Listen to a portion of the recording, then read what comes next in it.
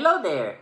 Our story for today is entitled Marvino's League of Superheroes. So if you love superheroes, you will love this story. Story by Rae Rival-Cosico and illustrations by Jamie Bauza. Alright, let us begin. In the town of Mahayhay, or Majayjay, a museum of toys was newly opened. People said it was filled with superheroes. Marvino often heard little kids say, "Those were the coolest toys I have ever seen." How Marvino wanted to enter the museum. But he could not pay the entrance fee. It was too much to ask from his parents. Every day, when he walked home from school, Marvino would pass by the museum. Through a window, he could see the back of sculpted figures posing with their super weapons. Marvino dreamed of owning a superhero action figure, but his parents could not afford to buy him toys. So instead, he kept a notebook full of drawings of superheroes that he liked and new ones he made up.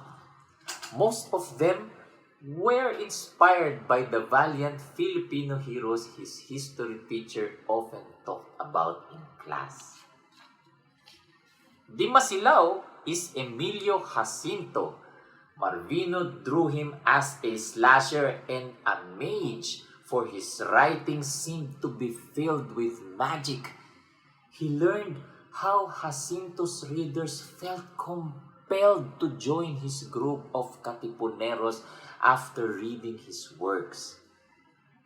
He drew Jose Rizal as Pepe, the paragon and super genius, for he was a doctor and a polyglot. He accomplished countless things but was first and foremost a brilliant writer. He drew Apolinario Mabini, the brains of the revolution, sitting in a dazzling chair. His powers come from his mind. Marvino made him a mentalist, for he, too, can influence and convince people with his words and writings. Supremo is Andres Bonifacio, a marksman and the supreme leader of the Katipunan. He fought bravely for his country to be freed from its Spanish oppressors. Tandang Sora is Melchora Aquino, healer of the sick and wounded Katipuneros. In Marvino's drawings, she rejuvenated weak warriors, for she possessed an elixir or potion of life.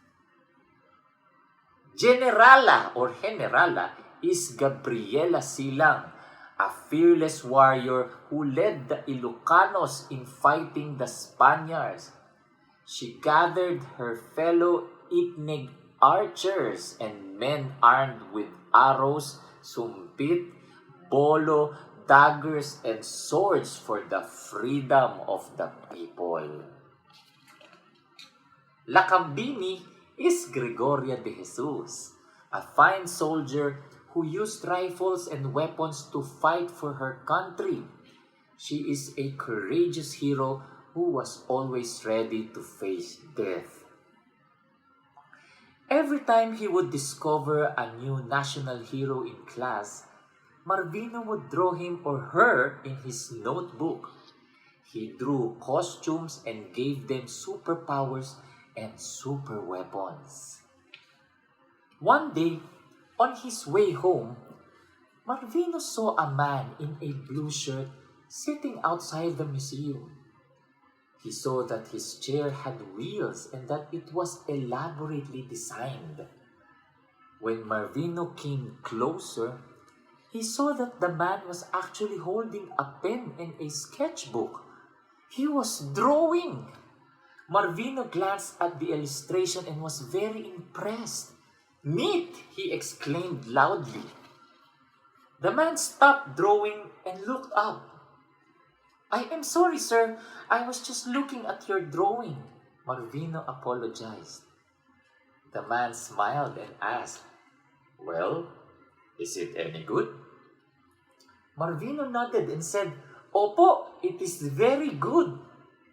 "Salamat, iho," replied the man. "I like drawing too, sir. I like to draw for my classmates. Sometimes, my schoolmates pay for the sketches I make for them." "Then you must be good because people admire your work." Marvino just smiled. "We have a poster making contest in school. It is about remembering Independence Day. I really want to join." "You should join, and you should head back home because your nanay might be looking for you now." "Ay naku, you are right, sir. Goodbye then." Marvino started to sprint while waving goodbye. The man reminded Marvino of one of his favorite heroes, Apolinario. He was so amused with the man's drawings that he forgot to introduce himself properly. The next day, Marvino saw the man in a wheelchair again. He was still drawing. "Good afternoon, sir," beamed Marvino. The man looked at Marvino and smiled. "Good afternoon, little boy." "I forgot to introduce myself yesterday. My name is Marvino and I am a 6th grader at Mahayhay Elementary School." "Hello, Marvino. Call me Mr. Emilio," replied the man. "Wow! Like Jacinto and Aguinaldo. I once drew Emilio Aguinaldo as a warrior with superpowers." "That reminds me of Gregoria de Jesus and her fellow Katipuneros who were believed to own powerful anting-anting that they wore as they fought against Spanish soldiers." "Really, sir? I think I could include her in the League of Superheroes I am drawing for our poster-making contest." "That is actually a very good idea. Have you started sketching?" "I keep a notebook full of sketches of our heroes," Marvino said, and then showed his notebook to Mr. Emilio. The gentleman scanned the pages and said, "These are great drawings. Where do you get your ideas?" "Our history teacher is so animated when she tells the story of the Himagsikan and other important events in the past. Sometimes, she assigns a classmate as Emilio Aguinaldo or Andres Bonifacio or Emilio Jacinto. We would recall the fight in some provinces by playing battle games. Often, the Katipuneros would lose because they were outnumbered." "That sounds like a fun history class." "Yes, and I secretly imagine that some of the heroes wore capes and possessed superpowers when we played the game." "Keep imagining, Marvino," Mr. Emilio said with a smile. Marvino liked talking to Mr. Emilio. He discovered that when Mr. Emilio was 35, he became sick and his legs were paralyzed. So he got into drawing and other hobbies that allowed him to be creative with his hands. Mr. Emilio found out that Marvino could not afford the entrance fee at the museum. He kept waiting for the boy to ask him to take him there, but Marvino never asked. He admired many of the little boy's qualities. After some time, Marvino noticed that Mr. Emilio stopped hanging around the museum's gate. At first, Marvino thought he might be away on a vacation or must have had his legs checked in a hospital in the city. But after a few more days, he thought that maybe Mr. Emilio did not want to be his friend anymore. Marvino felt sad whenever he walked past the museum and would not see the gentleman sitting peacefully in his beautiful wheelchair. He was sadder when the day of the poster making contest came and he didn't win. He wanted to know what Mr. Emilio would say about his poster. He wanted to ask what was wrong with his work. One fine afternoon, Marvino saw a crowd gathered outside the toy museum. Maybe it's the owner's birthday, he thought. He stopped to observe some more. Then he saw a sign saying, "Free admission." Marvino was filled with so much joy because he could finally enter the museum. He could finally examine all the ninjas, soldiers, and superheroes that the other kids talked about. Marvino slowly entered the museum and saw all the marvelous, magnificent, and fantastic toys. League of superheroes, knights, and soldiers. He could not believe his luck. At the heart of the museum, a flock of visitors was gathering in front of a particular collection.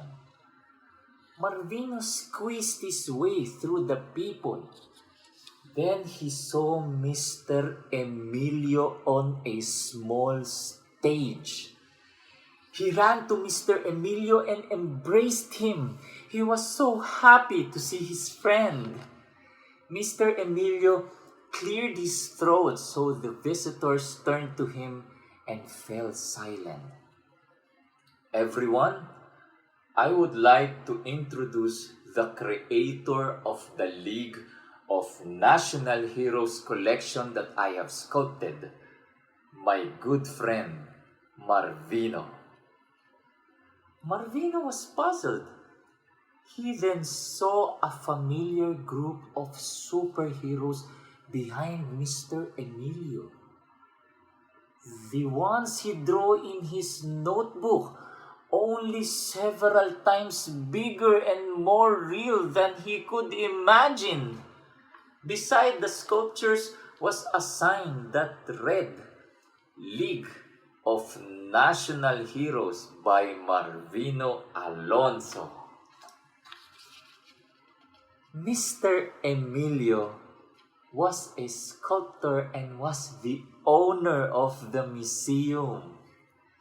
He didn't tell Marvino that he owned the museum because he wanted the boys' first visit to be unforgettable. "I'm sorry I stopped hanging outside my museum, Marvino. I was busy finishing the sculptures," Mr. Emilio whispered in his ear. Marvino was speechless and he heard people clapping. Standing before him were his superheroes. "League of National Heroes by Marvino Alonso. Pepe, the super genius. Di Masilao, the brains of the Katipunan. Tandang Sora, the healer. Supremo, the supreme leader of the Katipunan. Apolinario, the sublime paralytic and brains of the Philippine Revolution. Lakambini, the markswoman. Generala, the Itneg warrior." The most fascinating part was that Marvino had an unlimited pass to the museum. He felt that it was okay to lose battles or contests. He realized that losing battles makes heroes more magnificent. Wow, what a beautiful story! Thank you for joining me. That's it for today. Until next time.